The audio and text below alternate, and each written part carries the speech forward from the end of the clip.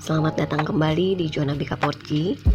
Mudah-mudahan hari ini kita selalu diberikan kesehatan dan semangat dalam menjalani hari-hari kita. Nah, hari ini kita akan sedikit sharing tentang mekanisme pertahanan diri.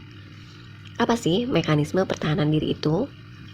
Menurut Sigmund Freud, dia itu salah satu tokoh aliran psikoanalisa dalam bidang psikologi.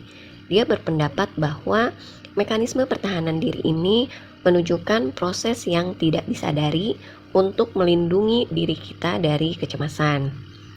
Jadi cara kerjanya itu dengan menolak atau mengaburkan kenyataan yang kadang terjadinya itu tidak disadari.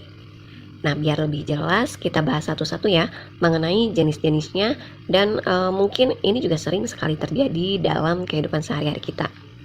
Yang pertama ada denial atau penyangkalan, yaitu menghindari kenyataan yang menimbulkan rasa sakit atau cemas dengan secara tidak sadar menyangkal kenyataan tersebut. Contohnya, misal seorang ibu yang melahirkan anak di luar nikah, atau anaknya yang mengalami keadaan yang tidak normal dari usia sebayanya, maka dia lebih memilih untuk memberikan atau menitipkan anaknya di tempat lain.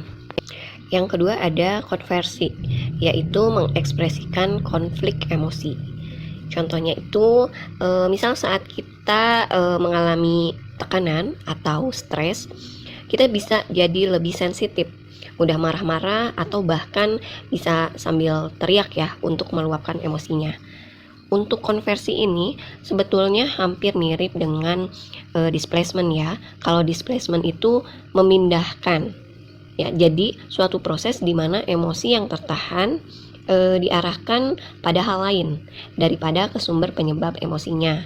Contohnya seperti ketika kita dimarahi oleh orang lain, oleh orang tua atau misal guru, lalu kita memindahkannya atau mengalihkannya dengan memukul benda yang ada di sekitar kita. Atau bahkan kalau dimarahin orang tua, kita menendang apa yang ada di depan kita atau misal memukul adik kita. Selanjutnya ada disosiasi, yaitu memisahkan, mengurangi, atau mengubah suatu keadaan yang menyakitkan. Contohnya, misal rasa sedih setelah putus dengan pasangan. Mengurangi beban emosinya itu dengan mengatakan, mungkin bukan jodohnya. Atau mengatakan suatu saat pasti akan mendapatkan yang lebih baik lagi. Kalau kita lihat, mekanisme pertahanan diri ini cukup baik ya, karena memberikan energi positif pada diri kita. Kemudian kita lanjut yang keempat, di sini ada proyeksi.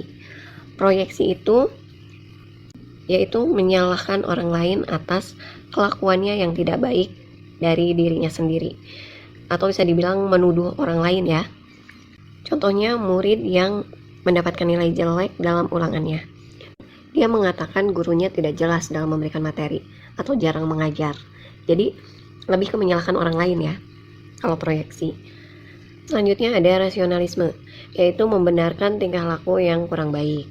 Contohnya, misal pura-pura sakit ketika upacara atau olahraga, ya karena dia nggak mau kepanasan, atau menolak mengikuti sebuah perlombaan dengan alasan sakit karena takut kalah. Selanjutnya ada rejection formation. Maksudnya, mekanisme pertahanan diri ini supaya tidak mengikuti ego atau keinginannya. Jadi dia lebih bersikap kepada hal yang sebaliknya. Misalnya dengan memuji atau bersikap baik secara berlebihan kepada orang yang sama sekali tidak dia suka. Mekanisme pertahanan diri ini sering terjadi ya. Kita bisa bersikap baik di depan orangnya, tapi di belakang mungkin bersikap kurang baik atau ngomongin di belakang. Ya, itu bisa terjadi. Nah, itu dia beberapa jenis dari mekanisme pertahanan diri. Hal positifnya adalah mekanisme pertahanan diri ini bisa melindungi kita dari rasa cemas.